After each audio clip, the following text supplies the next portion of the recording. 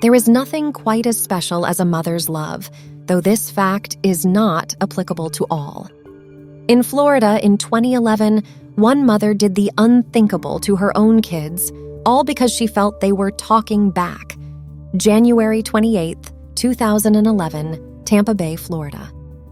Police officers arrive at the house of Parker and Julie Schenecker after receiving a concerned phone call from Julie's mother.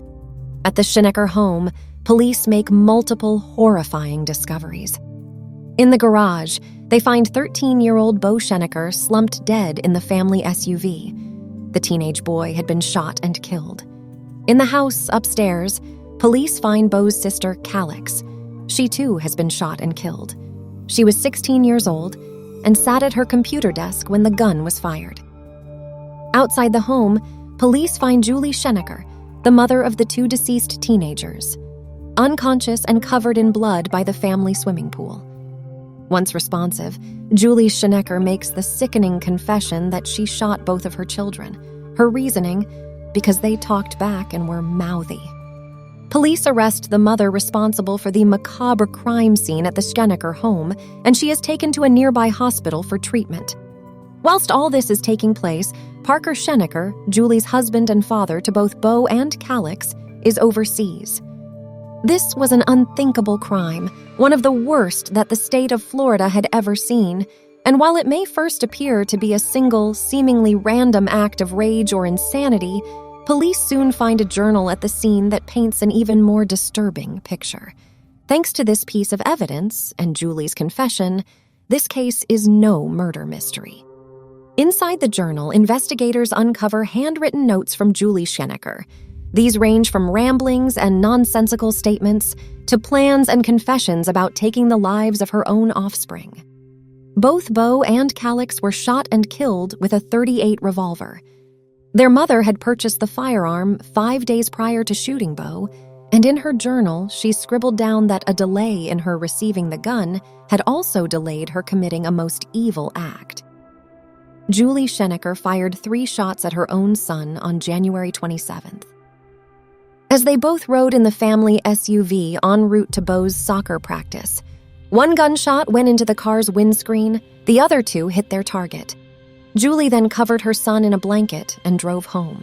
She then parked in the garage, left her son in the car with his seatbelt still buckled, went upstairs to where Calyx was working on her computer, and shot the teenage girl twice in the head. Julie Schenecker then put down the gun and picked up a pen, with the apparent intent to confess her crimes in her now blood-stained notebook. I offed Beau on the way to practice. I accidentally shot the window, then shot him. One in the side of the head and one in his mouth because he became so mouthy just like Calyx. Julie's confessions continue on paper, as she also describes the moment she makes her way into her daughter's bedroom. Walked up without reacting and shot her in the right temple, then shot her in the mouth, her sassy little mouth. Julie Schenecker had done something most would declare pure evil, and there is no explanation that could fit this heinous crime. But Julie's journal entries offered some insight into the warped mind of the mother of 2. According to her writings, Julie had planned to take her own life after murdering her children.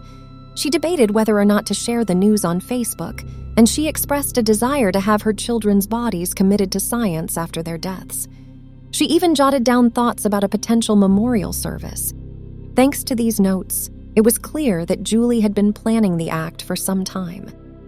This was no spur-of-moment murder. This was premeditated. Had Julie murdered her own children because she had grown tired of what she perceived as disrespectful behavior? Something most people would class as somewhat typical for most teenagers. Or was she somehow able to justify the murders as good deeds in her own mind? Her journal entries offered up an answer to the questions everyone was asking. If you're wondering why I decided to take out the kids, it's to protect them from embarrassing them for the rest of their lives. Julie Schenecker had long struggled with mental health issues and bipolar disorder. She had been seeing therapists and psychologists on and off for years. She was regularly taking medication, and her family members were well aware of her struggles. When arrested, Julie Schenecker was charged with 2 counts of first-degree murder. She pled not guilty. Parker Schenecker filed for divorce and also filed a wrongful death lawsuit against his wife. Meanwhile, Julie's lawyers prepared an insanity defense, and the prosecution prepared to seek the death penalty. In August of the following year, both sides agreed to postpone the trial in order to further assess the available evidence. With the journal to support Julie's acts, it may have seemed an open and shut case, but Julie Schenecker had actually had run-ins with law enforcement prior to the horrific events of January 2011. In November of 2010, Calyx Schenecker revealed to her therapy counselor that her mother had struck her in the face multiple times. This child abuse allegation then resulted in police visiting the Schenecker home. Calyx told the police that her mother had hit her in the face repeatedly for approximately 30 seconds after a cross-country practice. A police report was filed, but nothing more was done. When Julie Schenecker finally stood trial in 2014, a jury rejected her insanity defense. Despite the crazed nature of the killings, the writings found in Julie's notebook implied that she had a full grasp over her actions at the time of the murders. Julie had not only planned to take her children's lives, but she had described her desire to commit what she referred to as a massacre.